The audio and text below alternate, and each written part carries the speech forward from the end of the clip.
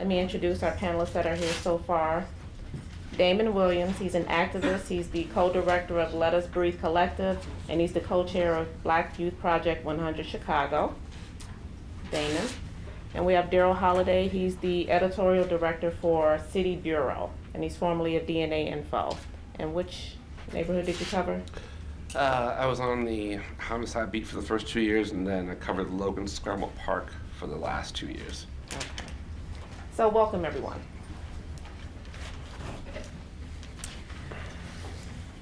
I want to get started with Damon, since this is about covering Black Lives Matter, and you're an activist.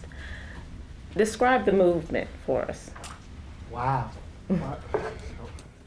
Wow. The mic's not even off of this. There we go. All right. I think if we want to be clear, this movement, the seeds of it were birthed or sown during the Trayvon Martin moment and George Zimmerman's trial verdict. But I think that more concretely, the era that we're in now, the idea of Black Lives Matter, using the word movement as we use it today, is birthed out of the Ferguson moment, where a new generation, a new style, a new aesthetic, a new class of people spontaneously began taking the streets and resisting oppressive systems and standing up for their community in the face of state violence, specifically through the murder of Mike Brown. And so post that moment, I think social media has really been a wind in the sails of this ship, and has made it a national, if not international, movement where people are hungry to look for ways to resist this system that for so long has kind of, in the shadows, been weighing on our backs and been somewhat of a tightening noose on our neck.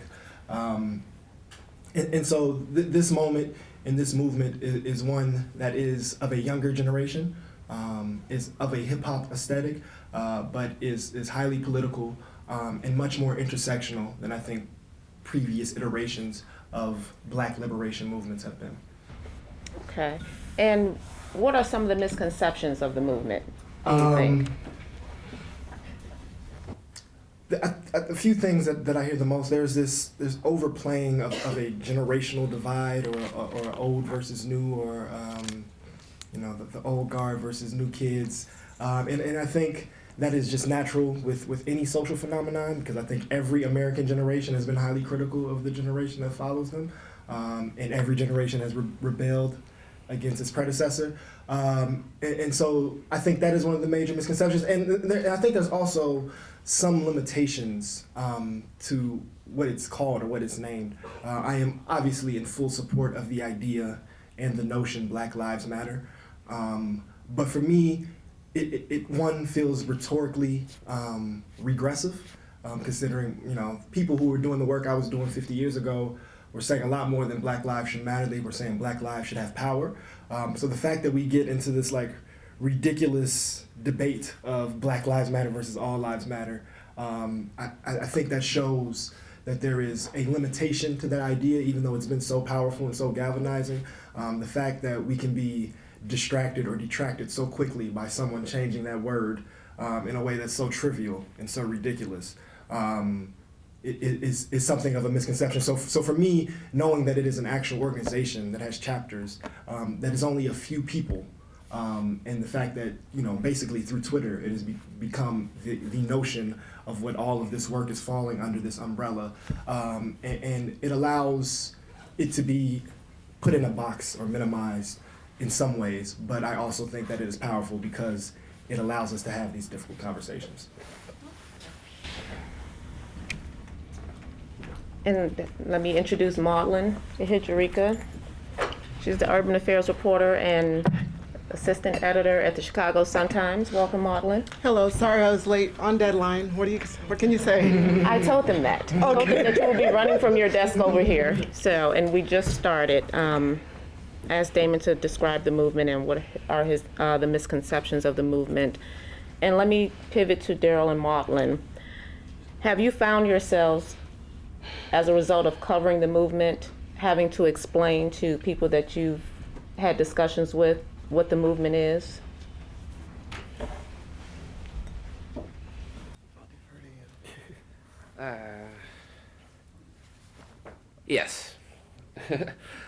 Often. I'm also not sure that I'm the best person to answer that. I would like to typically defer to people who are on the ground doing the work, usually.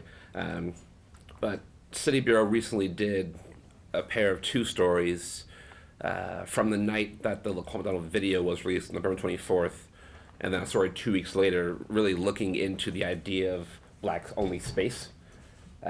So I guess that in itself was an attempt to just lay out some of the ideas that we were seeing and coming across on the street, both traveling through the city, coming across different organizers, trying to sort of, I guess, convey what we were hearing without speaking for an entire group of,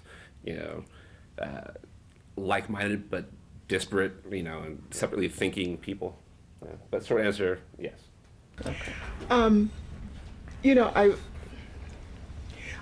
The questions I get about the quote-unquote movement come from my social media trolls.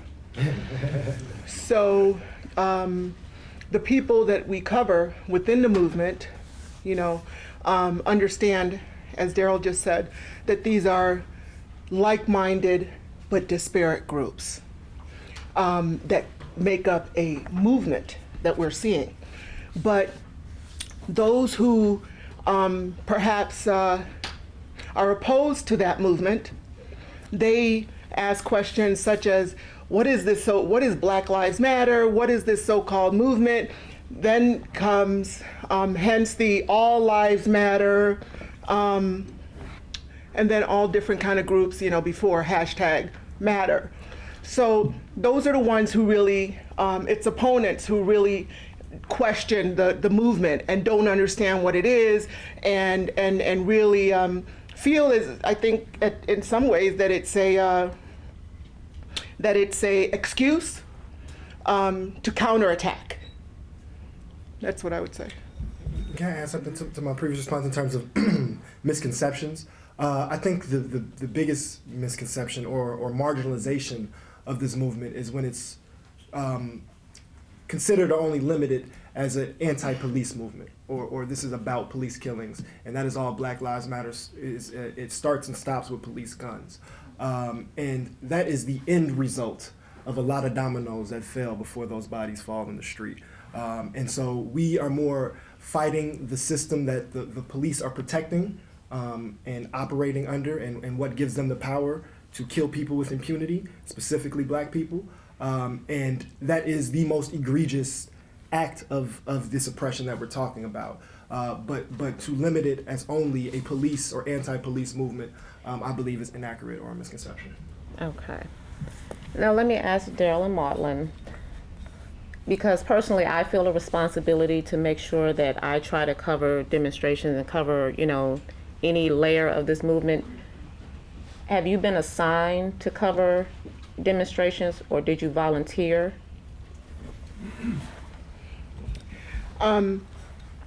I, as one of only two, a very dismal number, of African Americans on the news staff of my particular publication, I feel an inherent responsibility to cover the protests, the demonstrations, and the movement. And I do volunteer whenever I know there is a protest or demonstration going on. I will volunteer.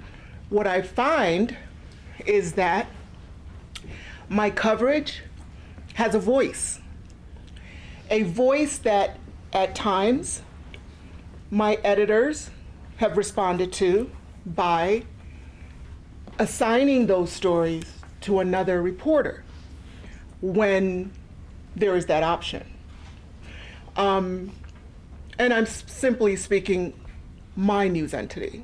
It certainly doesn't represent all. But, and my truth is that I do have a voice. And so when I cover those stories, I cover them as an African American woman, from an African American woman's perspective, which is, I understand, I speak their voice, I speak their language, and I report it in all its nuances. And I make sure that the entire argument is portrayed. Not just a bunch of people were outside yelling and screaming with placards, which sometimes can be the story. I've been on both ends, actually. I've been assigned to cover protests for Dean Info. I covered protests for the Sun-Times. There's a certain beauty, I guess, in running your own editorial show. City Bureau's mission is to provide access to South and West Side young media makers and to cover these issues, largely from that perspective. My mom once told me that if she didn't join the military, she would join the Black Panthers. And I've often thought, if I wasn't a journalist, would I join BYP? I'm that age group. I'm 29. I'm a young Black millennial. I'm probably the target age group. But we all, I guess, struggle in our own ways. Mine is to write. We accept journalists. Trying to convert me over here. But I think I understand what you're saying also, coming from a perspective that, as much as I am in line in a lot of ways with the thinking of a lot of young Black millennials, there's a difference between bias and fairness. I will cover BYP fairly. I will look for missteps. I'll look for, it's a matter of being held accountable because I want it to exist. But, I think we often have to think of how we're covering it, how we're approaching it, what role we play. Now, Damon, let me come back to you. As you have been, I guess, monitoring coverage of the demonstrations that you have organized, have led, participated in, how have you seen the coverage? Have you seen the coverage fairly? What do you think has been missing?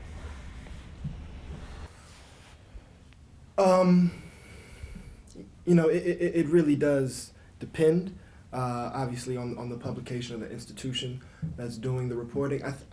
I think, from my position, I have to be inherently critical of me. That's a part of the job. But I will say I've been pleasantly surprised often in this post Laquan McDonald moment. I think before the coverage was highly narrow and looking to sensationalize when unnecessary. I think I was, and this is not specifically on actions, but I think the media was very inflammatory leading up to the release of the video, and that is the reason why police were hitting me with their bikes, is because the 3 weeks of, there's going to be a Ferguson in Chicago, which is pretty ridiculous, is what led them to meet us with such a militarized force. But also, I will say, since the emperor has been seen to be naked, I have received much better questions than I ever had before. Instead of just talking about the Christmas tree, right? The question of what does Black Friday or what does Christmas shopping have to do with Laquan McDonald? How are those connected, right? And before, it was only about framing violence through the framework of young Black people doing it. And so now that we see very clearly how power structures can lie and be violent, I have seen a shift or a progression in the last 2 or 3 months in Chicago, because it's also kind of sexy to criticize CPD and Rahm Emanuel right now. So I'm hoping that it's not just a little spark, and actually people are starting to become more critical of those institutions that have for so long given us the official report. And I think that has been my overall, if I want to expand past just these last few months, my critique of the media is that so often they are just the mouthpiece of the police and the FOP. When I see the word accidentally being used in front of the death of Betty Jones every day after the police said it was an accident, I get enraged. That is a childlike response to killing someone. It was an accident, and that is imprinting that narrative is interfering with a fair investigation.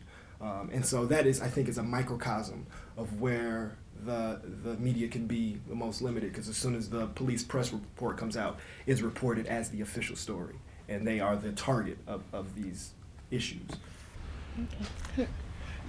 You know, I completely appreciate that point of view, Damon, because one of the things that that I have been struck by is how the realization post Laquan McDonald, just how complicit the media itself, ourselves, have been in this whole issue. Damon is absolutely correct that we as the media put the microphone up to the police spokesman's mouth and say, what happened in this shooting? The police spokesman spits out the party line. We go back to our news entity and we write it or we broadcast it. That was pre-Laquan McDonald. We were completely complicit. And I can say that unequivocally because of what we learned in Laquan McDonald. Go back and read the clips. We asked what happened. They told us, young man turned, went toward him, he feared for his life, he shot him. We went back, wrote the story, everyone moved on. Today we find out it was a bold-faced lie. And it is not only Laquan. In the wake of Laquan, there has been a slow drip, drip, drip of revelations of new cases. New only in that they are new to us. But they existed for the past several years, winding their way through federal courts because someone said, no, my loved one did not have a gun, and they filed a civil suit. But the media had already written the police party line in this particular shooting in 2013, in 2012, in 2014. The offender had a gun, the officer feared for his life and shot, and we moved on. And the clips are there. They are the hard evidence. And today, every other day, a new case is unmasked. I wrote of one over the weekend of a Mexican immigrant, father of 3. The party line, I went back and read our clips. The infamous Pat Camden, spokesperson for FOP. Every shooting is a officer feared for his life, if you pull the clips. In this particular case, went back and pulled the clips. Officer feared for his life. They saw him speeding. They gave chase. He crashed. He came out shooting. Opened fire on the officers. The officers, fearing for their life, dove for cover, shot back and killed him. We moved on. The officers went to the home. A 16-year-old girl, the oldest of these 3 children, answered the door. They said, your father is dead because he shot at police officers. Do you know if he has a gun? She said, my father never had a gun.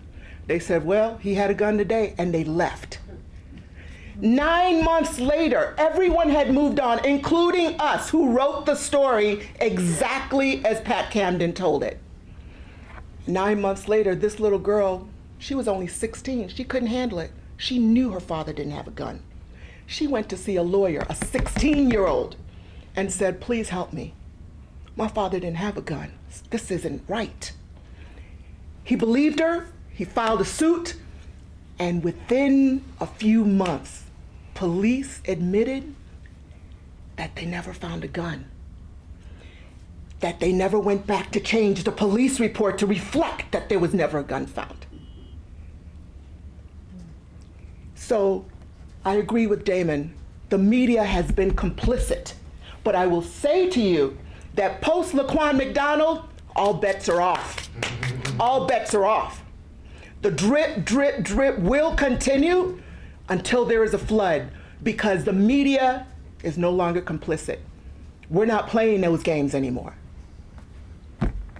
Well, okay. It's like the doors of the church are open. Now, in coverage, and unfortunately, Maudlin and I share the same experience. Have you encountered any negative negative actions by law enforcement or activists during your coverage? Kathy is speaking about one incident in particular.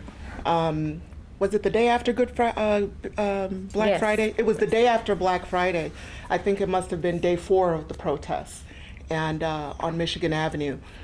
And you know, the tension is so high, especially in those first 2 weeks. It was palpable.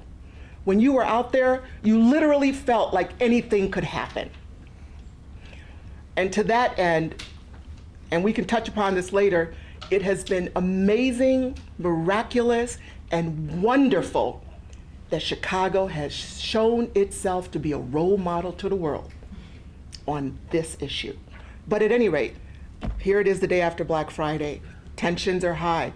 We're running back and forth. We're following all the actions. And at one point, you know, police had just kind of like, they were so taught, you could see it in them. And they were trying not to show how they really felt, which is they just wanted to grab all these people and lock them up, pretty much. And they could not believe that their orders had been stand down. Allow them to do what they are going to do as long as it is nonviolent and non-criminal. And so at several stops, during several actions, police officers would help white shoppers into the stores. When they would get to a certain point where they couldn't take it anymore, they would push past the black protesters. Oh, it was black, white, Puerto Rican, everybody was out there actually. They would push past the protesters to help a white shopper into a store. It specifically happened at Tiffany's and at Saks Fifth Avenue. Okay. But when a black shopper came to Tiffany's, maybe about 20 minutes after, she begged and pleaded with the protesters that she needed to get in there. Today was the last day to do whatever she had to do. And the protesters said no, and the cops just stood back. And the protesters turned and said, oh, but you're not gonna help her? So the tension was just growing. And maybe about an hour after that, we were in front of the Victoria's Secret. Victoria's Secret. And everything was, you could just tell, something was ready to explode. And it just took, the police officers decided they didn't want the protesters blocking Victoria's Secret for some reason. And at this particular stop, they just moved in and said, get away from the door. And they started pushing the protesters forward. Well, in doing so, they grabbed some of the women.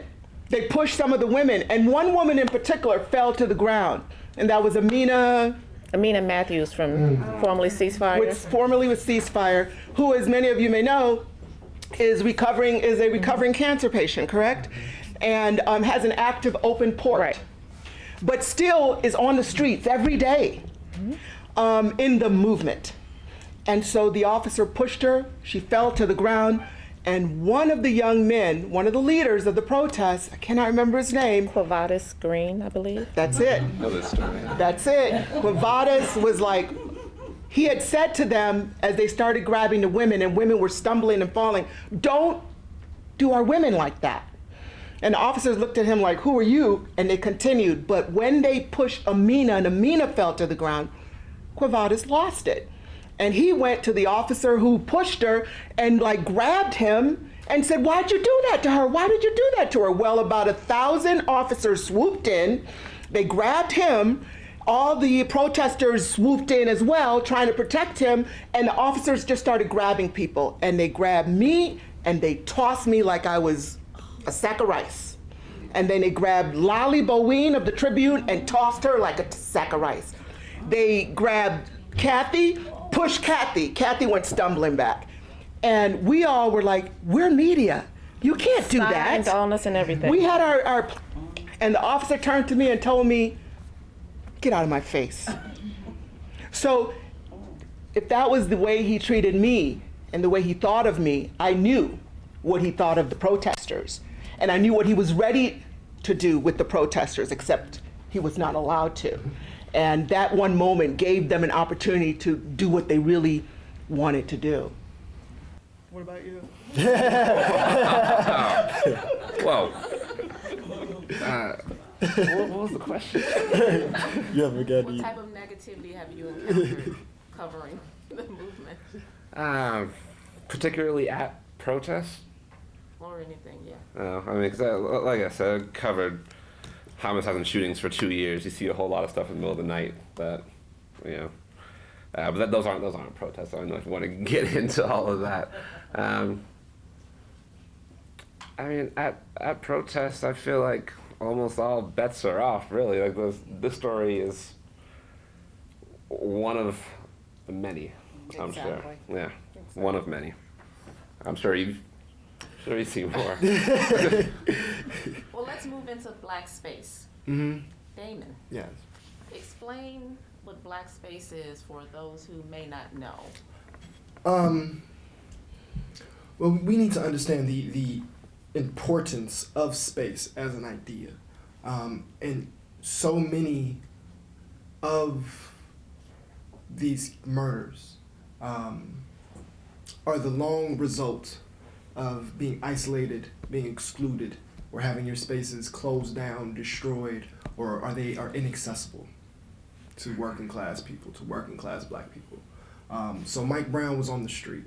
Laquan McDonald was on the street. Eric Garner was on the street. Ronald Johnson was running across the street, right? There's a history, there's a legacy of this in Chicago. In the 90s, cops, I forget, maybe the mob rule or the gang rule, or there was more than 2 young black men standing outside. That made them a target. They could then be searched, they can then be arrested. It was illegal. So the lack of private space, the lack of home ownership, the economic issues, the lack of productive schools, the lack of mental health facilities, right, is what causes the violence and destabilization in our communities. And the response to that exclusion and that isolation and that deprivation is then violence, state violence, right? Arresting someone, putting them in jail is violent. Just because the state does it, or just because it's justified, doesn't make it not violent. Shooting someone, whether you have a badge or not, is violent, right? So this happens because of space. And then also, in the spaces that we do occupy, we so often don't feel safe, don't feel included, or not able to live to our full humanity. And so in these moments where people in our community are dying because of this spatial issue, healing is necessary. And for some people, just the presence of whiteness, right? And I want to separate that from white individuals. But the presence of whiteness and how often many who operate under that construct of whiteness, who do not understand the privileges associated with that, can be triggering and traumatic and re-traumatize in these spaces. So the moment when we were most intentional was when we knew the video was coming out, so we spent about a week organizing and preparing.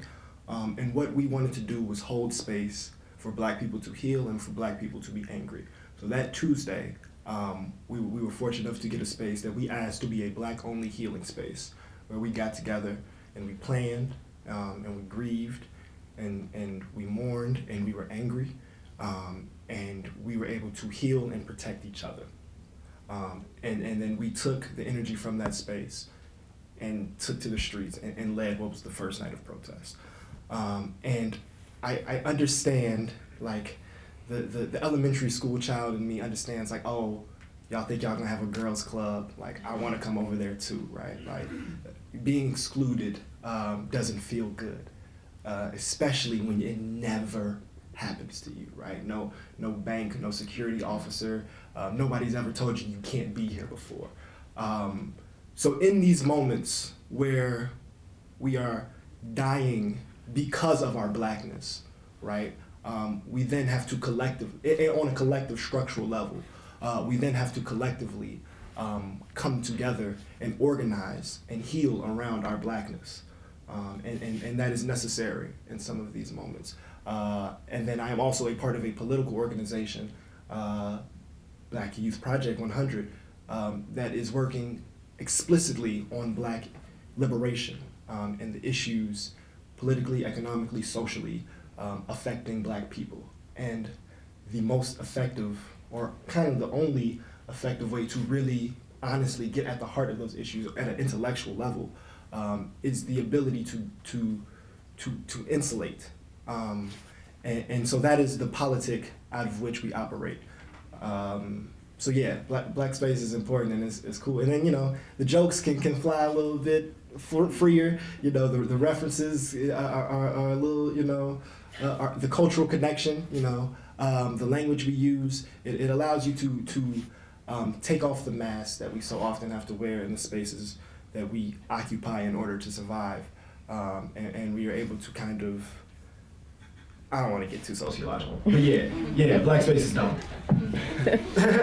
Now, for black space, and you said it's like in a private setting, when you're out there on the street, boots to the ground, you know, megaphone in hand, signs in the air, and we're out there trying to cover this, how do you still create that black space?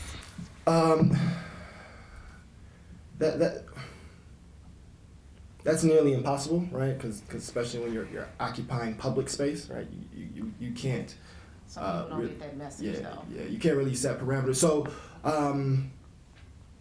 you know, the first night, we were expecting non-black people to be there, and we were starting in an explicitly black space, and we were asking to leave this moment and that night open for black people to be together, for black people to resist, and for black people to be angry.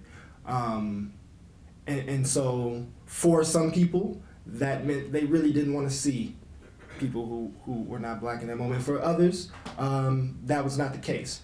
I probably fall more in the latter.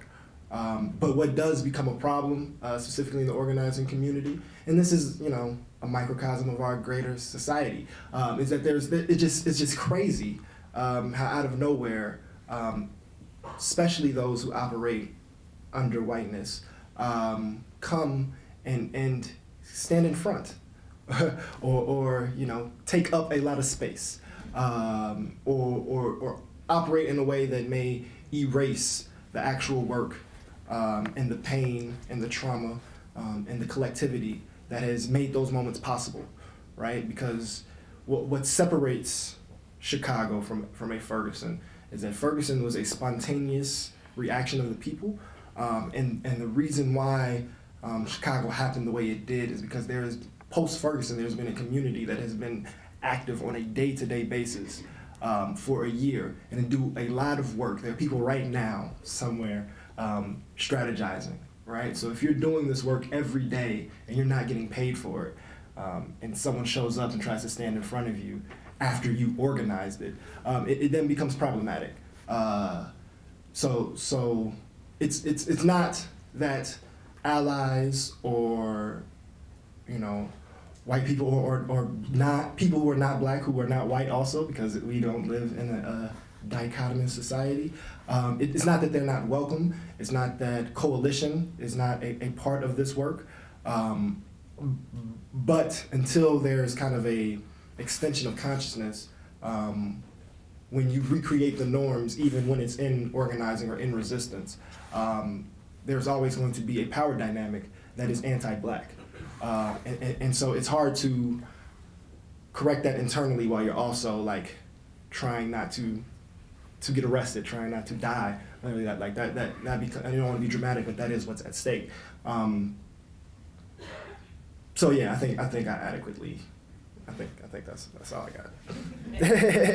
Now, Marlon or Daryl, have you encountered any issues with having to respect the black space in your coverage? I've come across a couple of things. Yeah. So, for one, I think it's almost taken for granted that public space is by and large deemed white space. You know? I think to the broadest system, black space is the jail. You know? Mm-hmm. Going back to your first question, it reminds me essentially of so a few stories we wrote about black space. We had essentially allies coming to us saying, you know, why can't me as a white ally get involved in black space? We had to go through an answer. one of our reporters, Martine Macias, wrote this really powerful reported essay. Like I said earlier, he was at the McDonald's protest on the release of the video. He was reporting, he was out, he's identifies as a Chicano, cisgendered male, is very sensitive to these issues. He was out as a reporter and was told by a protester that he was taking up valuable black space, which took him by surprise, because generally he leans towards support or at least wanting to be involved and really understand what was happening. To his credit, what he did was he put his notebook in his back pocket and he stayed. And he called a half dozen protesters later and dug into what it means, the real question behind it. That resulted in two pieces. One that was an essay, and the other one was a just straight news piece for the reader. Me personally, I have not personally encountered an issue of not being allowed or confronting black space, but like our reporters have. I'd like to know what about the instances you encountered. I believe it was the same night of the video release where there are a few people, and if people know me, I've just been about it every demonstration there is. So I understand the whole black space thing, but I keep my journalist hat on, and there were a few young ladies who have put up like their hands in front of like news cameras and people, other reporters trying to take pictures and grab, capture everything. I said, you can't do that. This is a public space. You cannot do that. Well, they're in my space, and I said, I understand what you're saying. I understand where you're coming from. They have a job to do, and if they weren't out here, you would have a problem that no one's out here. Mm-hmm. You cannot do that. And I've seen one woman, she was going to pull the plug. I can't remember what station it was. She was getting ready to pull the plug out of his camera, and I said, do not do that. You cannot touch the equipment. You can't do that. And it was another activist who had seen me at others. He was just like, we got you, sister. He was like, you can't do that, So he kind of protected me along with the media because he's seen me out there at all the others. But I mean, it's just, and it comes from that, what was it, University of Missouri that had that big issue? I guess that she was trying to do that. Well, everybody put your hands up, and I'm like, I understand that, but we're Roosevelt, Michigan. It does not apply here, and you cannot do that. You just can't do that. And that's the only negativity that I've encountered other than being manhandled with Marlon on Michigan Avenue. But I think I want to also make a distinction between moments where we are centering and insulating around blackness, and then moments where we want them to be private for media. Now, I'm not saying like if we're out on the streets, like go stand in front of cameras, but on that night there was a moment that I think was was telling for me, and it was at a point where I had just like got out of a brawl with police, and we had a circle in the street, and like a woman intentionally like drove through the circle, like almost hit somebody, and then was stuck. Right, and someone who we started the day upset. This is what we came outside to be, was upset, and then we got assaulted by police, and then our friends got arrested, and now someone with a car is trying to harm someone. So there was a friend of mine who was justifiably pretty mad, and I saw a reporter in a way that felt sensational. Right, he was kind of like chilling. And then he saw an angry black woman and like really went and got in her face and was like really trying to capture that. So I did go stand in front of him. One, out of because I know who this was, out of protection for her. But two, because that, out of my experiences from Ferguson, like I'm very sensitive to that. And what he told me is that I can't stand there. He's from the Chicago Tribune. And I said, I do not care. I absolutely can stand here. And then he kept saying it as if it was, he kept showing me his badge as if it was a badge, right? Like, I'm from the Chicago Tribune, respect me and move, right? Because I said so. And then I said no multiple times. And he said, I'm recording you. I said, that's fine. I'm not moving. And then he said, this is when it almost became a problem. Then he said, I'm going to go get the police, right? The police that we had just got done fighting. And we're standing away, watching and waiting for a moment. Basically what he was saying is, I am going to have someone infringe upon your body. I have power over you, and I'm going to go get my backup, right? In a way that I'll never forget. It had me pretty upset. I then had to be restrained because there was just such an arrogance. And the fact that he wasn't saying like I'm scared, you're doing something to me, but just because of you standing in defiance of me, you now should be subject to the exact system that we are out here in resistance to. The media is not perfect. So, we would like to open it up for any questions. And Dorothy Tucker, Channel 2. I have a question for you.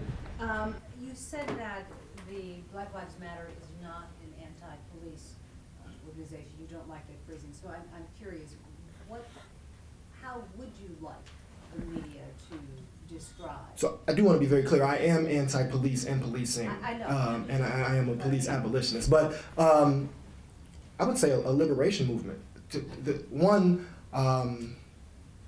The idea of calling this Black Lives Matter is segmenting our history.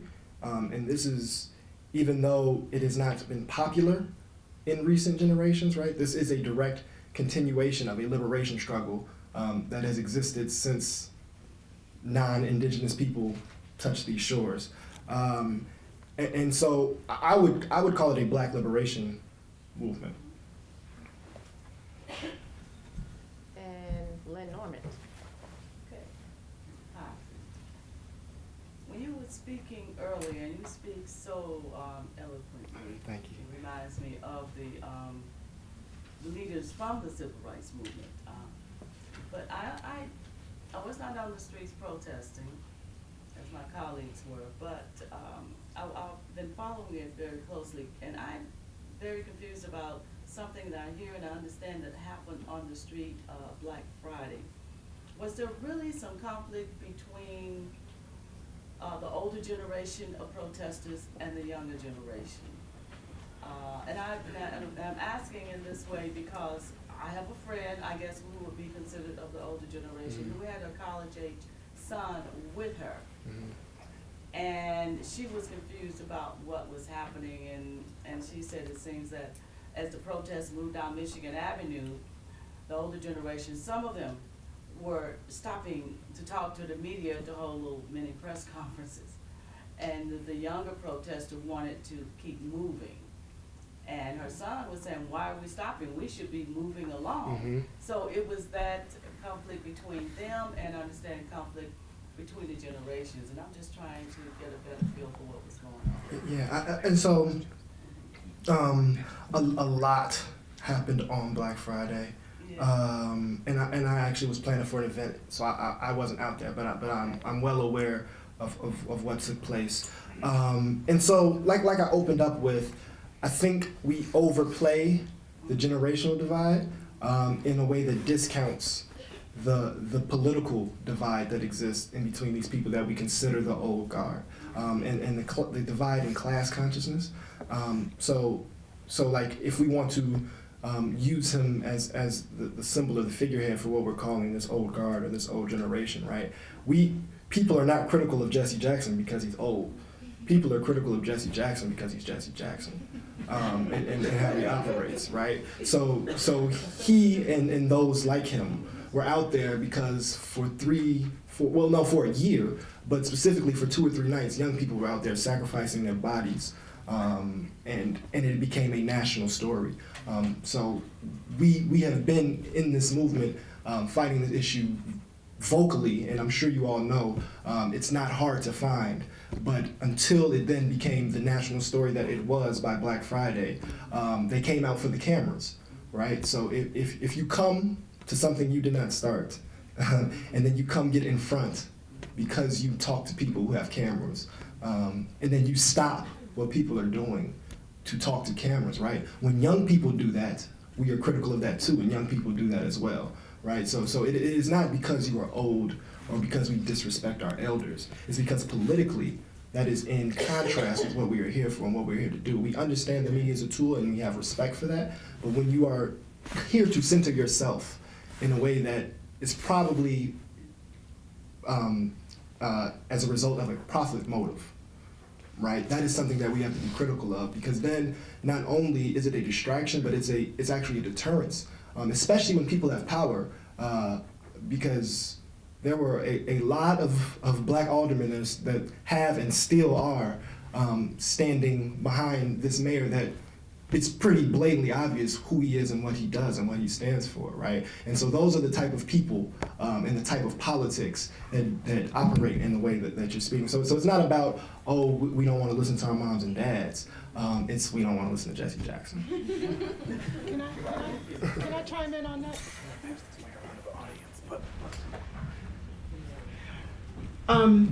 You know, I totally understand what Damon is saying, and about this, about the divide being not so much generational as political, because certainly there is a difference between the way the old guard, the quote unquote civil rights for old civil rights, the older civil rights leaders, the holdovers, and the older generation. There's certainly a difference between the way they operate, the way they navigate politics, and the more confrontational, direct manner in which the young guard and would like to navigate it. But here's what I wanted to point out, and that is, Damon, along that line of Black Friday, the day after the video was released, yes, the night it was released, young people were out on the streets sacrificing their bodies. Yes, absolutely.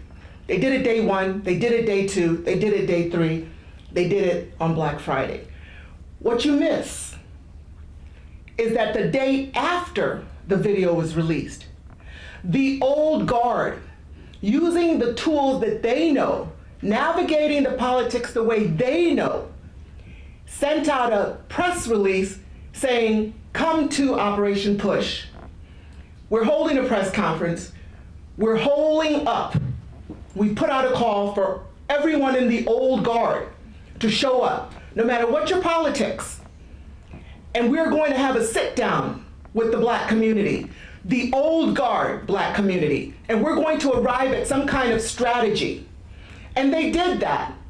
And I and other media sat outside and waited for that meeting to cease, at the end of which they held a press conference and they said, here are our 7 points.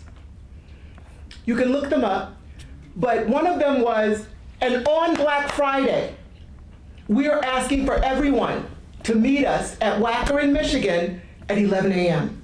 for a march down the Magnificent Mile. So here's what's happening. There is most definitely a divide. And it is generational as well as political. Because the old guard, the generational old guard, operates in a different way politically. But they both have the same goal. And on Black Friday, both met up at that path with the same goal to march down the Magnificent Mile to bring a flood of Black and brown and allied faces on a street that ordinarily does not see them to make a statement. But the young people who had been sacrificing their bodies believed that the old guard was Johnny come lately, simply because they operate differently. And both showed up on their terms for the same reason. But here's the one thing I'll give you is that when the march began, both were in the right. Both were doing things the way they knew to do them. Neither was wrong, neither was Johnny come lately. But when the march began, the old guard did what they do. They pandered to the cameras. And you know what? I'm the camera. So I welcome that, and there is a place for that. But perhaps in that situation, when the young guard was adamantly on a mission of let's accomplish this goal of showing our faces, making a statement, keep it moving, perhaps the old guard could have stood back, could have stood back and not pandered to the cameras for a little while. So that's my explanation of what I witnessed that day, and I don't think either is in the wrong, and I will say unequivocally, there is a generation gap. Yes, there is. Let me ask Damon, though. I was there as well. I remember a press release while the old guard did send out, and I don't know, I'm sure you got it. They sent out something saying there's gonna be the protest at 11 o'clock. Prior to that press release, Damon, correct me if I'm wrong, there was a press release from 30 different groups, a coalition that said there will be a protest at 4:30 on Black Friday. That press release came out before the press release from the old guard that said 11 o'clock. So it was like they were attempting to one-up. And when I was out there, I made a phone call to the young ones and said, just to touch bases, and they said, we hear the protest is starting at 11, we'll show up at 10:30. Yeah. It really, There definitely was that type of scrambling. It was- Like I said, that type of back and forth. I was planning an event on the south side that day, so I couldn't actually make it out. So I can't I want to be careful because I wasn't there, but I do know that is and there accurate. had been a meeting 2 nights before, just like the old guard had their meeting.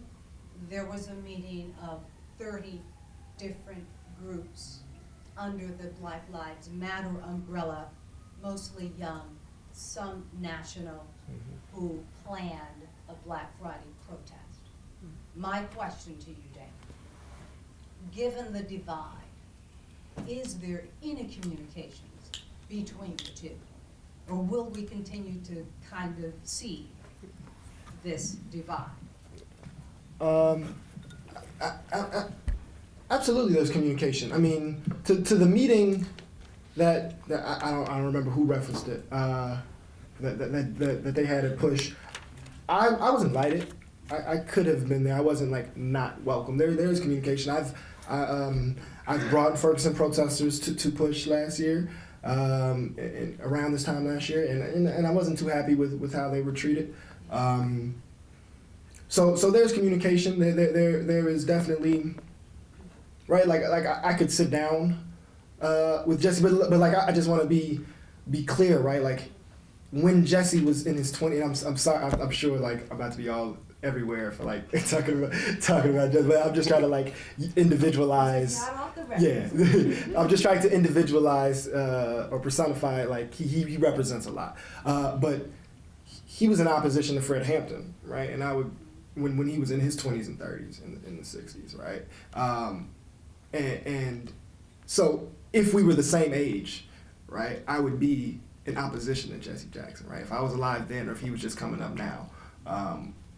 So I just want to reiterate that it is political, but they're not irreconcilable differences where it's beef, it's not like we don't listen or we're not willing. It's just we've heard that narrative and we understand that viewpoint, and we are in some ways also in direct opposition to that, right? Because the like I said, kind of with my reference to Alderman, the oppression of Black people is operated by many individuals and supported by many individuals, even if it's unintentional, and so those who are heavily invested and are deeply supportive of our power structure, even if they criticize one politician, are those that we are in opposition to. And so I am willing, or we are willing to sit down and have discussions or exchange ideas or hear the points of our opposition. But it is most definitely a political and definitely a class issue of class, because we wholeheartedly reject respectability politics and the idea that you have to use the type of words that I'm able to use now right here, and you have to have your collar button, and you better not curse, and you better cut your hair, and you better be a doctor, reverend, doctor, reverend, doctor, in order to be valid or in order to be legitimate. or in order to fight or stand up for your humanity, or in order for your humanity to be respected. And so those who pander towards that, or those who continue that, are those that we just. It's just you know, it's a Democrat Republican thing when it gets down to it. You know, I'm not calling them Republicans, but it's that type of divide. Those are just things we disagree with. So I mean, we can be in the same room, but sometimes it wouldn't make sense, because if you're only talking about business and ballots and dollars and cents when people are dying, we're not gonna get much done, right? We'll just be arguing all day.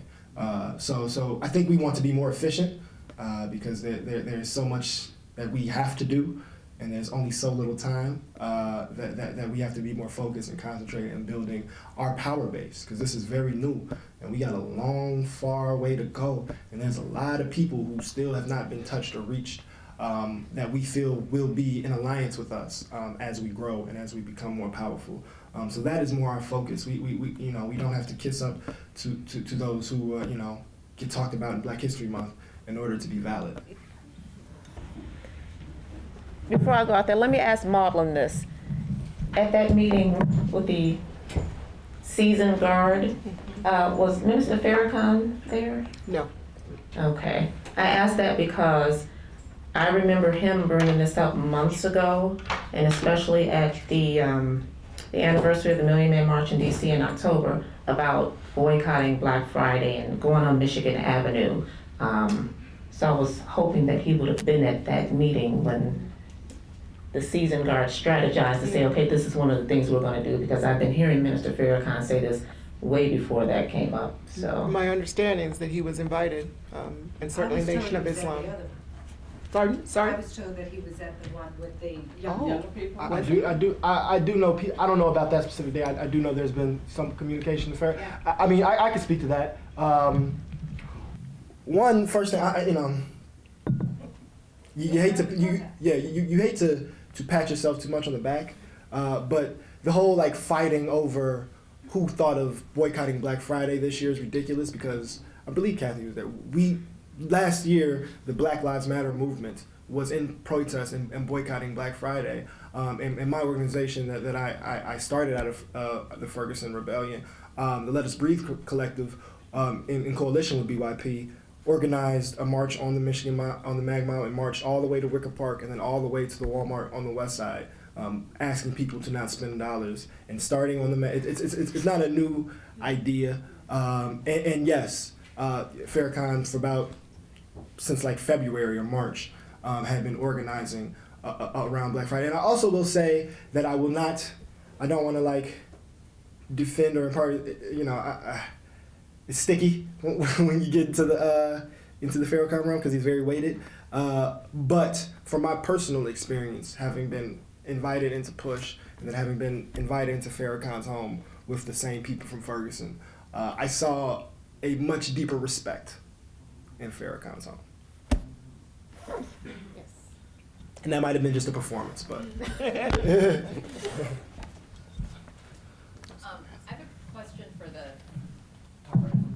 I have a question for the reporters at the table.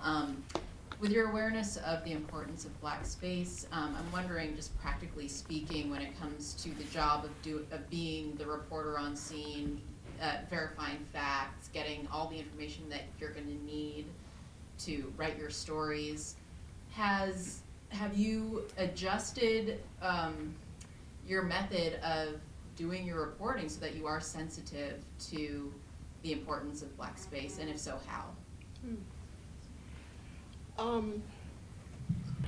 I don't think, you know, my first encounter with Black space was that first night, that first protest, when the marchers had made their way from University Village to Roosevelt and State, and stopped and formed a circle around the entire intersection. And for the first time, I heard them yell, "We're holding space. We're holding space. Mic check, we're holding space." And I was like, what are they talking about? What is holding space? So that was my first encounter with it. And afterward, I certainly looked it up and and understood what Black space was about. But so whenever I encountered that, I think the only thing, my only accommodation was to, once I understood what it meant and the sacred nature of it to those using that term, was to step back and respect it as a time where I wasn't interviewing anyone. I didn't have my mic up to anyone's mouth. I didn't approach anyone. And it was a time for me to observe. That's the only accommodation I made. But it didn't, in terms of, did it stop me from covering or from, no, it just gave me, once I understood what it meant to them, I gave it that respect that it needed, because it didn't affect my reporting, but for a brief moment to honor their time of holding space. Yeah, that's about it. Our main difference now has been to invite the public, politicians, and especially journalists, to discuss issues in a way that's racially just, equitable, and solutions-oriented. Everything else has been the same, except what we want to do is begin a conversation around these issues through our reporting. So in a way, yes, but in a way, no, because really we're just orienting the same questions that we have towards our readers.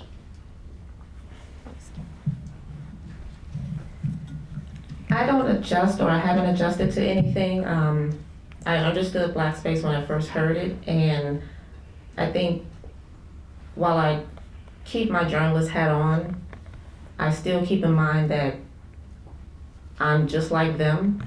I've had some similar experiences with the police. My husband, I understand it. And there are times when I'm not working and when I am working where I need my own Black space.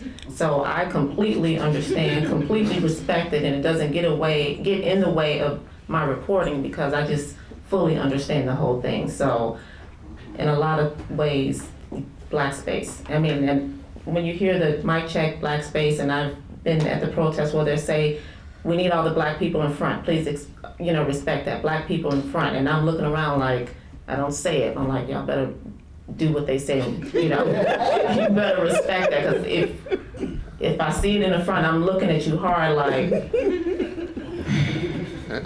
So I understand it. I respect it, and I in some ways want to call for it also, because I fully understand. I've had my own experiences and have loved ones who've had their own experiences. How's it going, Evan Moore, local journalist? Hi, everybody. Hey. All right, my question is for Damon. I've covered some of the protests and police board meetings and stuff like that, and obviously look at your Twitter account and other private activists to kind of see what's going on and get the gist of things. What is your take on media? Do you see it as like some like a Legion of Doom type of thing, that we don't cover everything? And sometimes when I cover events, I'll see someone say, yeah, we're at the media, and I'm like, I'm in your fucking picture. So what is your take on asking that? What is your take on media? Do you think we're certain outlets are getting something wrong when you see the Tribune, or are you like, here we go, it's them again, and you look at another outlet and you'll say, well, they'll get it. Yeah. So one, I can't speak for everybody, right? So some people are coming into this work from different places and with different perspectives. Some people are just have more confrontational spirits, and some people are rightfully can be highly critical, where it's just anybody with a camera is someone you give a side eye because of the legacy that y'all have inherited in this room. But to personally answer the question, what I think is important is to make a distinction between journalism and media, right? So I don't think there's any problem with journalism and reporting, and I think even media is something that everyone understands is a necessary tool, and it is likely the biggest weapon we have in our arsenal, not to be too militaristic, So I would not have been here right now. I would not be on the 21st floor on Clark if it had not be for media. People would not know Laquan McDonald's name, right? So it's impossible or ridiculous or self-sabotage to just shun the media. And like I said, journalism is always welcome because we need these issues to be flushed out. But I will say, structurally, the large institution and the media conglomerates, right? Like, I could never turn on CNN again and be perfectly fine, right? Not saying I wouldn't talk to them if they want me to come on, because a lot of people do watch CNN. But after a certain point, the scope it seems to be so intentionally limited at best, and sometimes skewed. And you know, as like I said, this is an issue bigger than police. It's an issue of power, and so it becomes precarious when those who are in power are the ones responsible for disseminating the information around the resistance to power.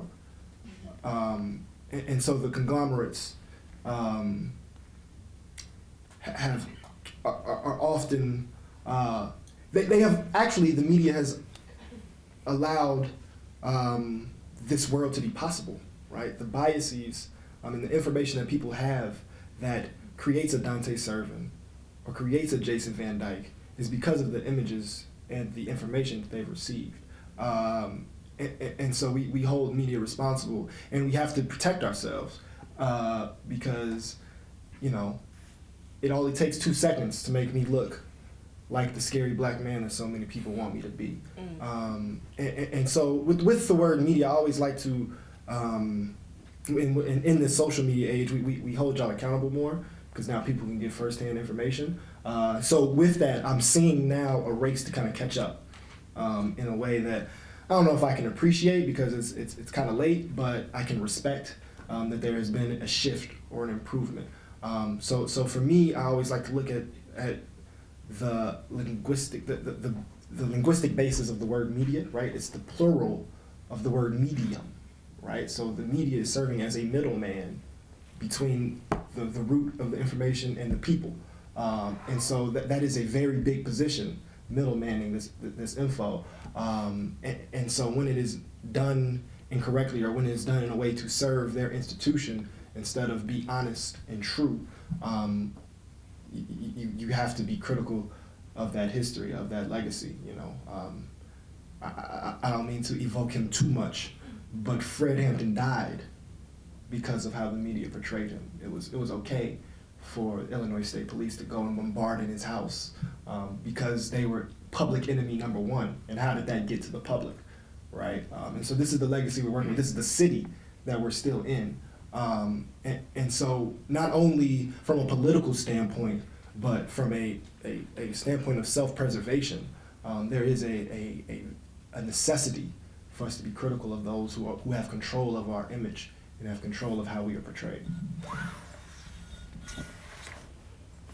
Gotta be quick. I'm sorry, somebody else. You don't want to be him, but the scary black man gets ratings. So, as reporters, you talked about, Marlon, about covering a story with your voice.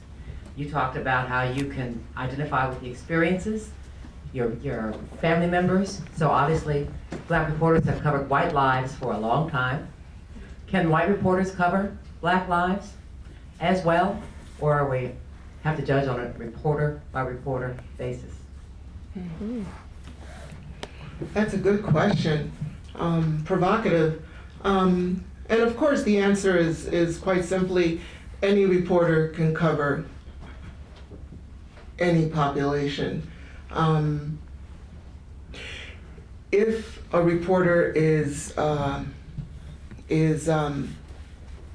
objective, is fair, is accurate, and does his job the way it's supposed to be done, which is the facts, ma'am, just the facts, then yeah, anyone can cover any population. And what's provocative about your question is the fact that, black reporters have covered white lives forever because we live in a society where, white is mainstream.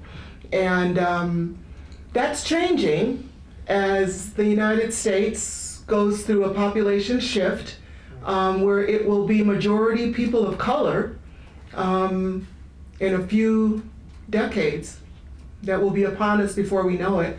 That is shifting, but up till now, white is mainstream. So when you work for a mainstream newspaper, you know, so the question becomes, well, can your white colleague cover black issues or the black population as well?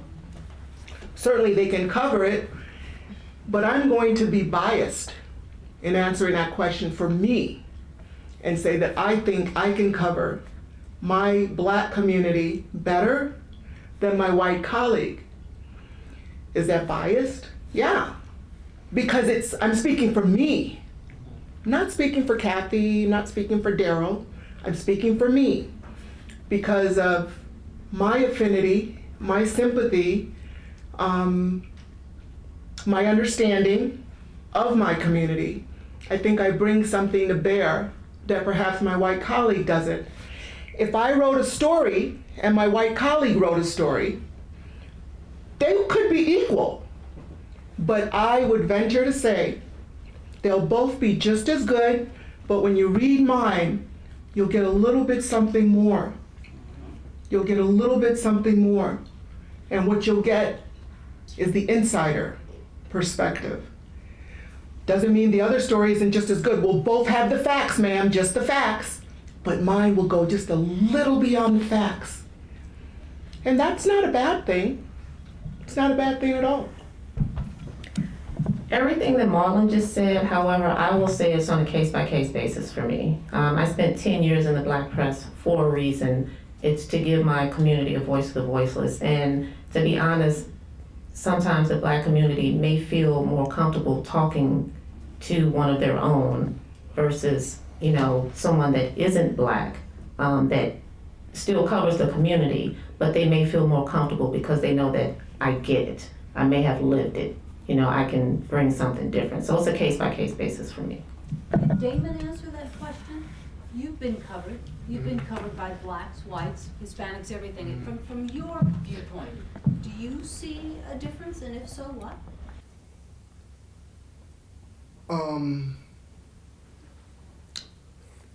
trying to think of my experiences before I just like talk about it at a structural level. But I'll start there and see if it comes around. So like the question of like switching black to white as if we are equally situated in the society always feels limited to me, right? So black people covering white things and white people covering black things, equating that as if it's one-to-one, right? Because really there are no white things, right? Like what is a white story? You know, you know, so like, you know, I think they made a good point of just closeness, regardless of like the construct of race, right? Like, Well, just about Black Lives Matter. Talk okay, about all right, I'll bring it home. Coverage from a black or a white. Yeah, absolutely. I mean, I think Do you see?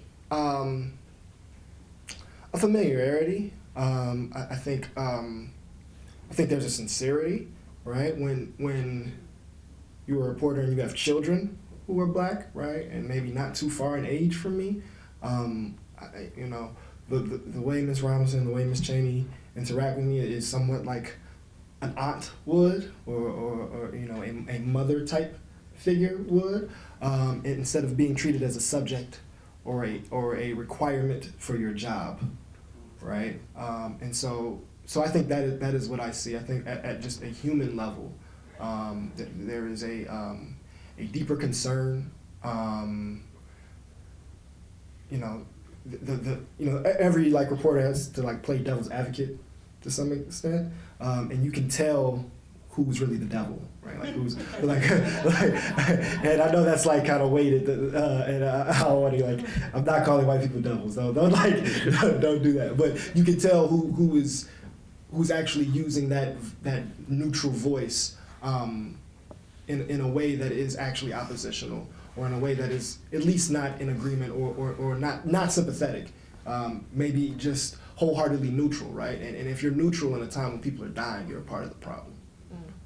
So I think that is the human concern, just in getting a text message, because really I guess I don't really even have a relationship. I guess I've talked to a lot of women, but I couldn't tell you a name of a white guy especially that I had a great conversation with and could hit me up to get me here like this, right? Like they would have to send an email or something, right? And I could just get a text from Miss Robinson or Miss Cheney, and I would show up. So I think it's the way we communicate on an interpersonal level that allows more space for the human nature of these issues to shine through.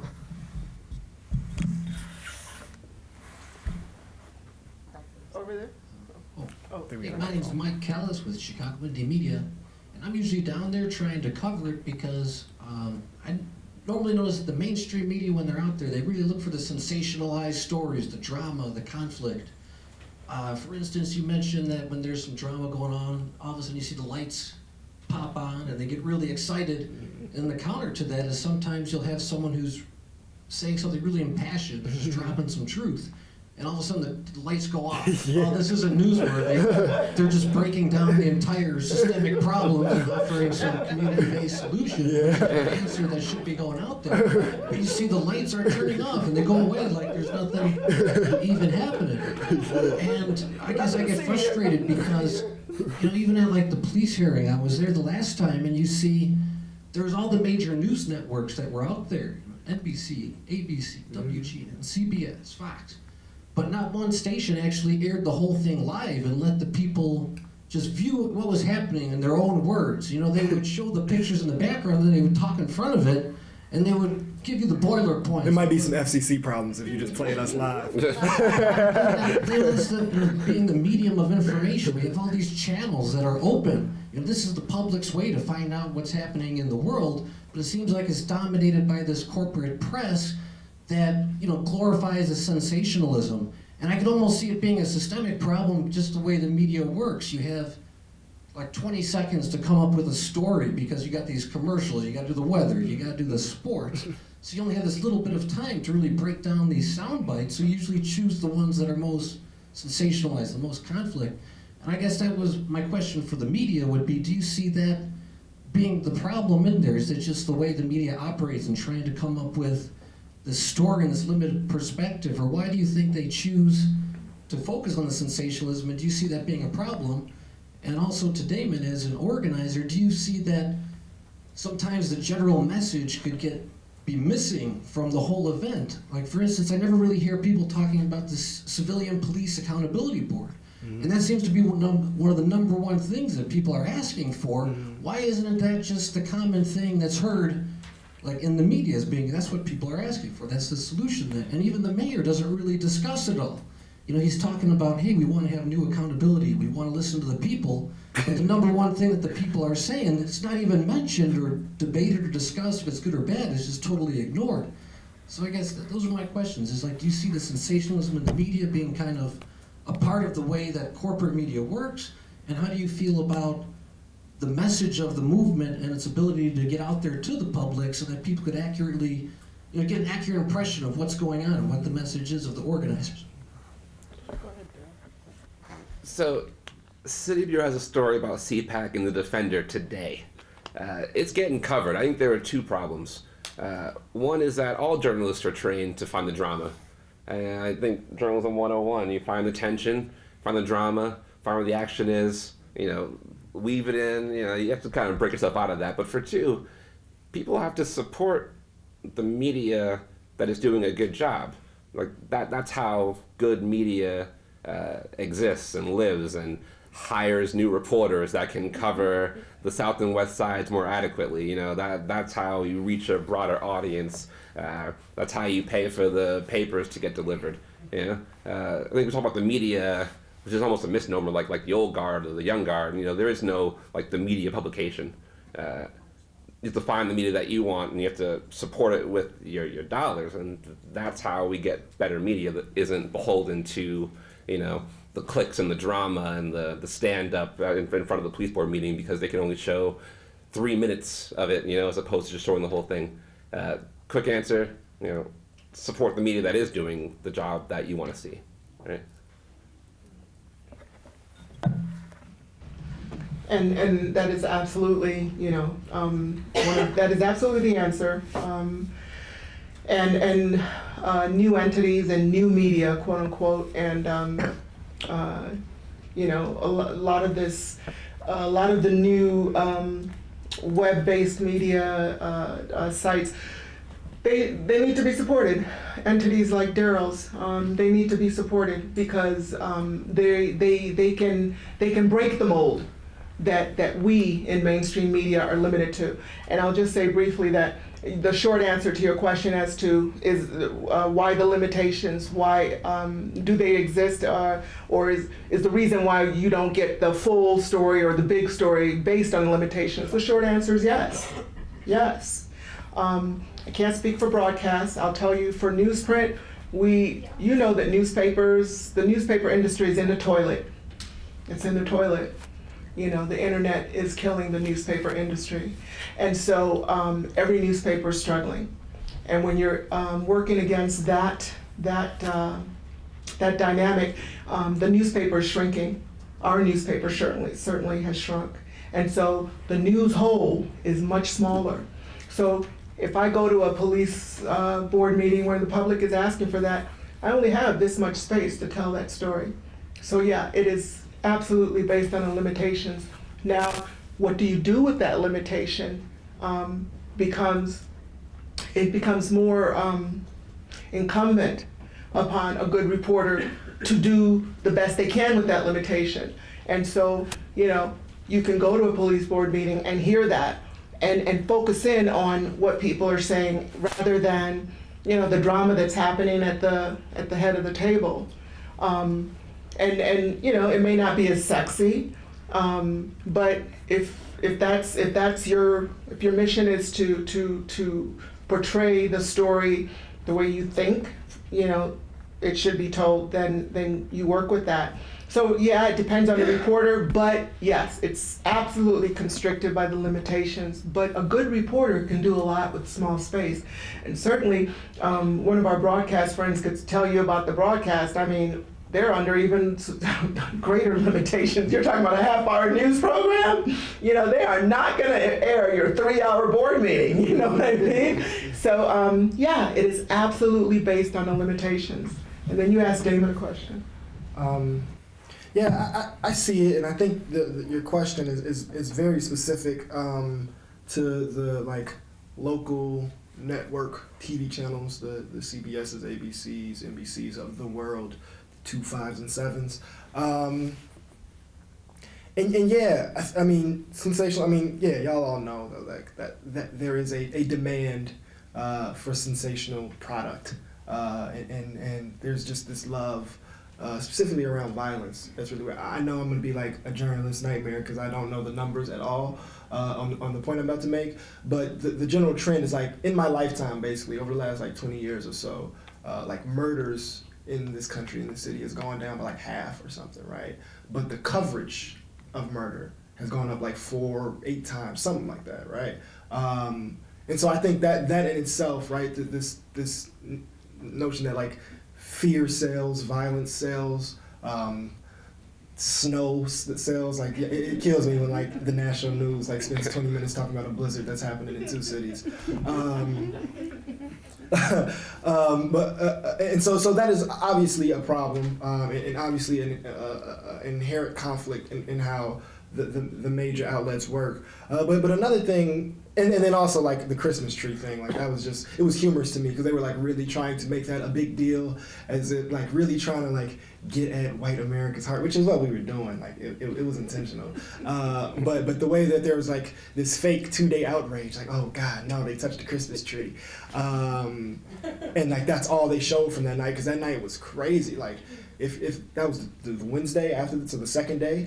I was surprised that was all they showed, because it was a lot of really interesting footage, and it was like a movie. So it's crazy that they do that, and you come to expect it after a certain point. But I think more what is interesting and can be sometimes frustrating for me is kind of due around like the timing or the amount of space that's given to a certain story, is like the simplification or the dumbing down of what we're saying. I don't know if it's because I don't know if it's an intentional like erasure of the things that we're really trying to get to, or if it's playing to the fact that like the government has divested from public education over the last 50 years, so we're like dealing with a much less literate public.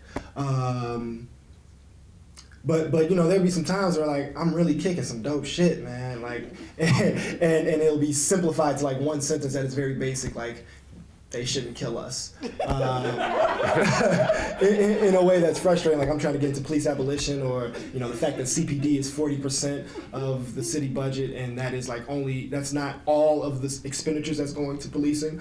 And so there's some really like important points that I make in like the most layman term possible, and it just goes to the sentence that is like the easiest to digest and to not really like hear. It's like something that's obvious, that does not push the envelope in any way. So I think that's what frustrates me more than this sensationalism, because this is America. Like, what, you know, we are the most violent country probably in the history of the world. So I can't get too mad at people being Americans. But it's when they don't have the faith in the public to really wrestle with or engage with the issues that we're trying to raise that are not complex. They're pretty basic human needs.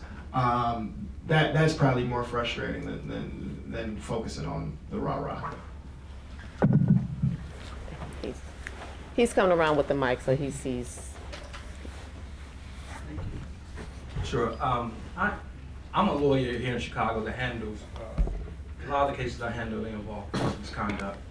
And what's your name? One I would like to thank. My first name is Rasan. Gordon is my last name. I'd like to thank Kathy in particular, because I follow her on Facebook. So the first night, on the Tuesday, she posted a couple clips once the demonstration started. So I live in the South Loop area. And so given the type of practice that I do, I've been practicing for 15 years now, born and raised in Chicago, South Side. South Side, yeah. Inglewood, Woodlawn, all these. So these experiences are very native to me. So seeing these young people out who had created this space, who I really started paying attention to probably a year prior, because they started protesting in City Hall, had been doing things, trying to get the trauma center and so forth. I immediately came outside, but I was able to find out where the space was at by some of her posts. And it showed me something very powerful, because on this first night, it was probably 100 to 200 people out. And it's really not a lot of people, but it made a lot of noise. And you just really saw how real it was. And I was very proud of the fact that it was young people who were doing this.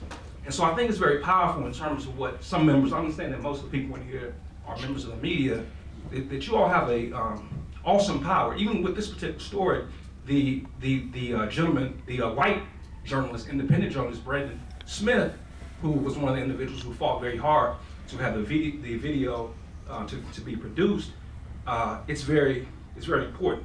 But also with respect to the corporate media, I heard the sister from the Sun-Times speak about how things have changed since the video came out. But in fact, the day after the Black Friday march, I was out there as well. The front page of the Sun-Times had a very disturbing front page cover, and what it showed was a clash between black people. Okay, and so I understand some of the limitations when you're in some of these corporate structures. Period, just across the board. I get it. I have conversations with fellow black attorneys in terms of what some of our responsibilities are, right? And so my question is, as members of the media, black media in particular, what are some of the conversations that you all have in terms of your larger responsibility to be able to push back, maybe for example, on this type of image that was on the front page of the cover, but also to speak more broadly to some of the issues like Damon talked about, whiteness, when we really break a lot of this stuff down, this is really it's much bigger than the police department. It's much bigger than a Rahm Emanuel, because you look back under Daley's administration, prior to him. These issues are very systemic. So in terms of what are some of the, some of the conversations and some of the real push to really use the power of media to address some of the real, structural issues, whether it be on a mainstream platform or using your collective power to maybe even do this more and to serve as that medium that he talked about. Let me start off by saying that the cover image that you're referring to, the discussions that NABJ had were immediate. We sent out a letter to them, to the Sun-Times, to the editor-in-chief, saying, we didn't use these words, but basically, what the hell were you thinking? It's disrespectful, it's insensitive. We know that you can do better, and again, what the hell were you thinking? So we sent that out, we made that public, we've had these discussions. Kathy, could you just describe in some detail what that image depicted, what it showed? Okay, the image was, as the attorney said, after Black Friday, there were several images of that day, that demonstration, where they showed, just the hundreds of people out there in harmony marching down Michigan Avenue. Of course, there were some clashes where some protesters were, up against law enforcement, staring them down, screaming, whatever. And the Sun-Times chose to put a picture of one of the protesters.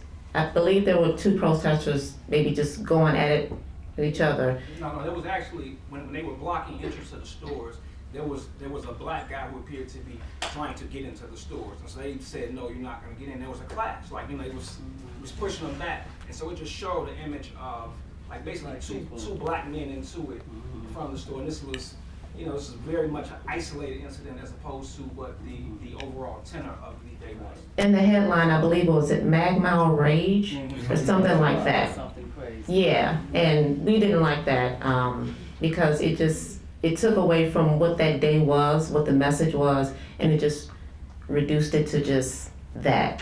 So we spoke out against that. And another thing is, and if you know me, you know that I am extremely vocal about diversity, racial diversity in the newsrooms. I speak it all day, and I have no problem being vocal in my own newsroom. I have done that, you can check. Diversity in newsrooms is critical because you wouldn't have things like this come out if your newsroom reflected more of the community. So I'll just leave it at that. But then there was the other incident, Kathy. I thought that's what Which one? The other newspaper, the other cover. The Chicago Defender? The defender. Yeah. Yes. The Chicago Defender, and I've worked there for 7 years. Yes, 7 years. Love the paper, love the black press, but I have a responsibility that, you have to clean up your own backyard, and you have to tell your family, which is the defender, when they're doing wrong too, and to pull them on the carpet. So they don't get it just because we're the National Association of Black Journalists. If it's a black newspaper, black outlet, they don't get a pass. And they published a picture of Laquan McDonald and compared it to Emmett Till when he was in the casket. The picture of Laquan McDonald had him cut up after the autopsy or something like that. And they were basically saying, this is this generation's Emmett Till. And they said that it was pictures from the ME's office. So I took issue with that, and I sent them a personal note. But as an organization, we came together, and just because I'm the president, whatever I say does not go. There's a board, there's a vote, and it was a unanimous decision to send them a letter saying, you missed the mark, this was wrong, you had some things that were wrong, the pictures were not from the ME's office, so number one, your attribution was wrong, you did not get permission from the mother, it was some third party, the credit was wrong, it was just all wrong, and to compare that image to Emmett Till, when Emmett Till, it was just completely different. Laquan's injuries weren't because of you have to see the picture. You just have to see the picture. It was just absolutely no comparison, and it was just wrong to put out there. But of course, I sold out, and I was all this and that because I spoke up and went public with it. That's my responsibility. So I have no problem calling anyone on carpet, none whatsoever. And so she's answered that question as to what can we do collectively as Black journalists, journalists of color, to impact or to make an impact on those issues and to propel fairness, objectivity, accuracy, etc., in the portrayal of our community. And that is one of the things that we can do. And we do that as an organization, as a trade organization. And while I cannot and will not speak to my particular newspaper, I will say that along the lines that Kathy said, diversity is so important. It's so important. I think I mentioned at the beginning, there are only 2 Black reporters at my newspaper left. And this is in a city that is, what's the percentage minority? Okay, so that's those numbers are dismal, and they're dismal like just about every other news entity as well. And they've become even more dismal in the wake of the impact to the industry of the internet. So you need to have people of color in positions where they can have a say in what goes on the front page. If there is a news meeting at every institution, every news institution, and if there is not a person of color at that table that can say, that's a little insensitive, or I don't think, I think the Black community I think Black people might see it like, you don't have that, so you don't get that perspective. There was one other thing I was going to say. I was going to say that when you talked about, I can't remember the way you put it, but I just wanted to say that, the bottom line for me is that this movement, quote unquote, that we're in, that we're seeing, that we're writing about, that we're hearing about, that we're portraying on the TV news and on cable news, it would not even be happening if it were left to the old guard.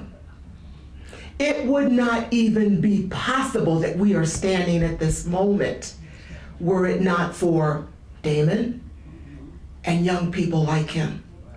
And when, as a Black reporter, I stood out there on the night that video was released with all of my pain, having just left the newsroom where I witnessed that and walked out to cover that protest like a zombie, like, did I just see what I just saw?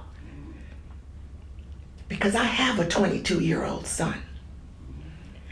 So when I walked out there as a Black woman and saw those young people holding space for all that it meant to them, for me it simply meant they were out there and they were making their feelings known in a peaceful, vocal manner. I was so proud, so proud. So yeah, I'm a reporter and I put my objective hat on, but I'm an African American woman and I was filled with pride. And I remain to this day filled with pride at what Damon and all the other young people have accomplished in this town and the manner in which they have done it. Chicago, the most segregated city in the US of A, has responded to a Laquan McDonald shooting of a Black teen male 16 times like a dog in the street with not one incident of violence, without burning their communities. That's a miracle, people. And that's because of people like him. Can you speak to that? I mean, I think I have an idea of why, but like Marvin said, we haven't seen the protest, we won't see the protest. What were the behind the scene meetings and discussions and planning to present the protest the way they came?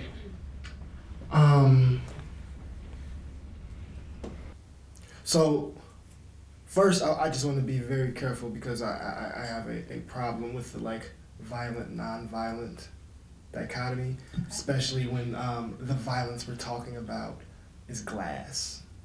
You know, because that doesn't feel very violent to me. And I you know, so to speak towards that a little bit, and then to get to the kind of how we were able to harness, and some of it's out of our control, some of it's just how it happened. But I think something that's emblematic of who the police are, and why I'm saying this is more than just a police issue, is that when we're downtown, right, they have like troops on bikes. And if we make a turn that some sergeant said don't let them make, right, it can turn into a battle, right? And so that was after Laquan McDonald. But Dorothy Holmes is the mother of Ronald Ronnie Man Johnson. And within a week, or within 8 days of Laquan being killed, he was shot in the back. And on the day that Anita Alvarez showed a video of some other black man shooting at police to say that killing this black man was justified and reasonable, we were with his mother, and we were where it happened. And we stood on King Drive on 53rd Street and had a circle. And we had a press conference. Some of you might have been there. We were there for like an hour, and not one cop showed up. And then we took 51st Street, right, and marched all the way to the police station, and they didn't come. They didn't care. We could have tore down every Harold's and J&J's and Sharps on 51st Street that we wanted to, and they don't care, right? But us getting within half a mile of the Apple store, Yes. Can get us choked, Yes. or slammed to the ground, right? So if that is the political landscape that we're in, then those buildings do become targets, and rightfully so. And so that may offend some people's sensibilities. So that is the America that we live in.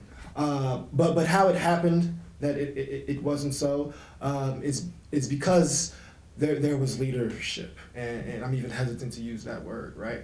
But in the moment when people are really mad, and in the moment when people are saying things to police that could get them killed, right? They at least feel accountable to somebody, right? There is someone who they look to who can de-escalate. And the reason why we were prepared to be there is because this is what we've been doing every day. And so when we know that this moment is about to be so big, and we know that the media is saying there's about to be a Ferguson, we know from firsthand experience that is a misunderstanding of Ferguson. Because Ferguson was people seeing a boy cooking in the street in 100-degree weather for 4.5 hours. If they just would have picked him up, we wouldn't be in this room today a year and a half later, right? And so people being enraged, and then once they're being enraged, they're being called monkeys and being cursed at and spit at by the police and told to go in the house, right? As if they are subjects. That is what caused Ferguson. And then further violence, right? So police escalate and create riots. So if the police would have kept beating us up, I bet you would have saw more glass broke. And I think they knew that, right? I think Rahm understands the optics better than a little small Missouri town mayor. And I think the FOP here understands what's at stake a little bit better than they did down in St. Louis, in the last slave state that existed. This is what you should write down. Police start riots. And they never report that. They never tell you what they did. They just happened to show up, and then they didn't do anything at all, right? And so the fact that we did not get tear gassed, the fact that no one got shot with rubber bullets, is why nothing burned. And I think the reason why that happened is because in the moments where we knew we were the least safe, there were people who had been planning, people who had been strategizing, people who were prepared for it to go south and were not against it going the way that people would deem violent, were there. And so those who wanted to do something had someone to turn to. And even when we didn't have a plan, they felt as if there was some plan that they had to be a part of, and they didn't want to disrupt. So there were people there who were more concerned with keeping our people safe right? So there's some moments where we just have to be concerned for our safety, and we know that statement of whatever building could be targeted or whatever, and it's usually like spontaneous, so it's not a target. We knew that was not worth what would then come from Chicago Police Department, the police department that has killed more people than any other American police department over the last 5 years. 2 more questions, and I will let Ben handle that. Damon, this question is for you. Just to piggyback off Dorothy's question, Justin Madden with Thomson Reuters.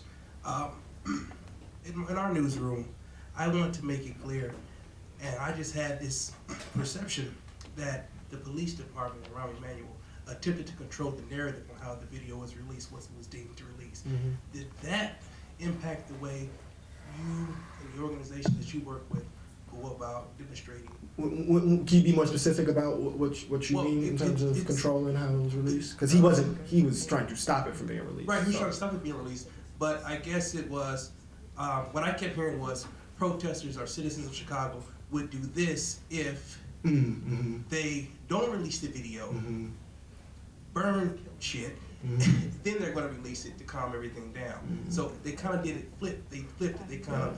They did this whole waiting game because what they did is like we were very public about where this Black Healing Space was. So we didn't send out a press release like we usually did. We just told people y'all can come meet us here.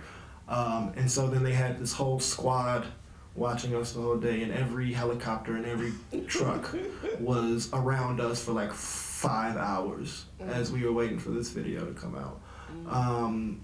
And so that it was really frustrating and really draining, because then they would say, okay, we're about to have a press conference to release it now, and then they had a press conference saying we're about to release it, and then the news report would say that the video exists and we're gonna play it, and so it was almost like trying to like wait us out type thing. That was really psychological. But I think what the conversation that has not been had around the video, or at least not been had deeply enough that I've seen, is the fact that the sound was taken off. I think that was the most effective. I think if we could have heard it that first night, I don't think Dr. Martin Luther King himself could have stopped, because it took me about 3 to 4 days later, and it just happened to come up on my timeline. And I don't even know if any outlet has. It wasn't like a paper. It was like I can't remember where, but I just saw it on the internet. And you can't really tell what happened until you hear it, right? Hear when the shots were coming. The little smoke flying thing, like trying to figure it out. That was brilliant. I don't know how they thought to do that, because I don't know if I would have been like, oh, we can take the sound off and people won't realize that he got shot probably 12 of those 16 times, or 13 of those 16 times while he was on the ground, probably dead already. And like the phrase, he shot down like a dog in the street gets used a lot, but I don't think white people in America would allow a dog to get shot in the street like that. So the way that they reduced how heinous and how inhumane it was, I think is really frustrating for me, because I think even still now the general public probably it's so traumatic that people only saw it probably once or twice the full thing through, and kind of like, okay, I know what happened, and have left it alone, and don't really realize what happened on the street that night. And I think we would be in a much more intensified moment if it was just released instantly, and then also like if they cut out the whole like 5-minute drive around the block before. That was really weird and like horrible to do to people. Just show what happened. And yeah, I think taking off the sound. And I don't know. These things happen in back rooms, so I don't know where the guy Rom was in all of that. But it was obviously strategic and frustrating.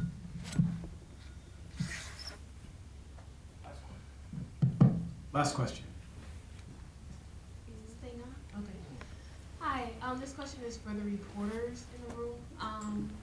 I remember a couple years ago, back when I was studying at Columbia, I had written a feature about how the lack of diversity in faculty at colleges affects students. And I remember pitching that story and having some pushback for it. But eventually it went up. And I've had that same issue even as a freelancer, kind of trying to pitch certain stories in newsrooms and dealing with the lack of diversity in such newsrooms. So I wanted to know from you guys personally, how do you deal with that? How do you advocate for certain stories that aren't being told in the right way or being completely overlooked because whether they mean to or not, your editors or fellow reporters may not see it as, they may not fully understand its importance. It's exactly what we've been talking about. The lack of diversity affects everything. It affects the news coverage. It affects the selection of news. It affects what's deemed important or newsworthy. It affects all of that. And so yeah, we deal with that. And as an African American reporter within a newsroom, you will come across stories within your community that you think is worthwhile telling. And sometimes we'll face an uphill battle with editors whose eyes glaze over like, huh? Why is that important? Why is that a story? Could you go out and cover this shooting? There was somebody shot down. They don't want to hear about it. And I'll just give one example. But the bottom line is you gotta push. You gotta push. You gotta sell it. You gotta sell it, and you gotta not give up. And one example I just want to give was I saw a story some time ago. Last year, my Tribune and NABJ's Chicago member, Lolly Bowen, wrote a story that she had been pushing before she got it in. And it was about the tradition in the Black community of rolling out the red carpet on prom night. And she spent time in Black neighborhoods, going from neighborhood to neighborhood on prom night, around prom season, and would just find, a house where it seemed like all stops had been pulled, and she'd hang out. And she wrote this conglomerate of 3 or 4 profiles, and it was the most amazing story. It was just like this glimpse into this world that you don't know anything about. These parents were spending thousands, and they were having people come over like it was a wedding to see her off. And that was fantastic. But it's a slice of life. And if there wasn't a Black reporter who said, this is a really cool kind of tradition, I think the world would appreciate hearing about this, and then could keep pushing her editors until they, their eyes stop glazing over and saying, okay, all right, go write it and we'll take a look. And then when she wrote it and they took a look, they were like, whoa, that's a great story. And they gave it like a full Tribune length page, started on the front page. So anyway, you just gotta keep pushing. All right. Oh, I'm sorry, Daryl. So I come out of the Sun-Times and DNA Info, which I think is putting effort into thinking of these questions. But even still, I left my job to create, or at least support, a new model that addresses this question directly. And I hate to start, it's like a broken record, it's like an advertisement, but this answers, I think, your question also, the attorney. City Bureau is a direct response to a lack of diversity and a lack of representational coverage of disenfranchised neighborhoods in the city. That's its sole intention. It gets back to, again, supporting media and even organizers, like BYP, I'm sure, could use funding. These groups that are creating new models to address questions of a lack of diversity in news. I can't tell you how many panels I've been on where a lack of diversity in the newsroom came up over the last, every journalism panel I've ever been to in my life mentions how there's, and there's white reporters, there's Black reporters, there's Latino reporters, everybody knows it. The question is, what are we going to do about it, right? Because we've been talking about it so much. And I feel an affinity for this conversation about the old guard, because in media we have our old guard too. And that's legacy outlets who, no offense to obviously anybody in this room, but legacy outlets that they'll wait you out. If we're not supporting media that is answering these questions, they'll die off, and the Tribune will always be there, doing the covers that you want to talk about when you come to the panel and talk about diversity in the newsroom. So I think it's about being proactive, and that's not sure I guess to your question about how to. I'm not going to quit their job, right? To try something different, but we have people in newsrooms like Marlon, like Kathy, like yourself, who are going to speak up, and we have new models that are going to try and teach and train these young reporters of color how to make high quality news that represents their own neighborhoods, and that they can get jobs in the Tribune and the Sun-Times and change those cultures from inside. These places they exist. They're springing up because there's a need for them. So support them. Yes. What is the take home? I mean, what is the take home? What do we do from here on? What is the take Kathy, home? what's the take home from this? The take home from this is a perfect question, because you can take home from tonight everything that you've learned. Hopefully you've gotten a few stories, because I've heard Damon say a few things where I started to write down, but it's still here. I'm like, okay, this hasn't been explored. Let me look up into this more. Let me flush this out. It's peeling the onion. So hopefully you've still had your journalism hat on, and you've been taking notes, and you're going to start pitching some stuff tomorrow, hopefully, because I've been paying attention. Second thing is just share what you heard with your peer. Please share what you heard. The third thing is this will be broadcast on CAN TV this weekend. Can you tell us which day? Do you know? Not yet? Okay.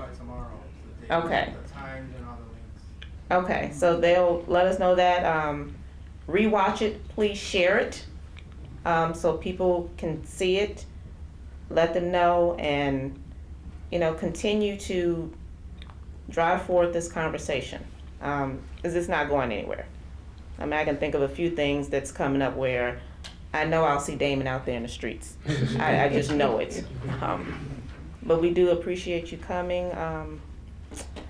Have a safe trip home. I'm one of those. All right, bye-bye. Be safe going home, please. Be safe going home.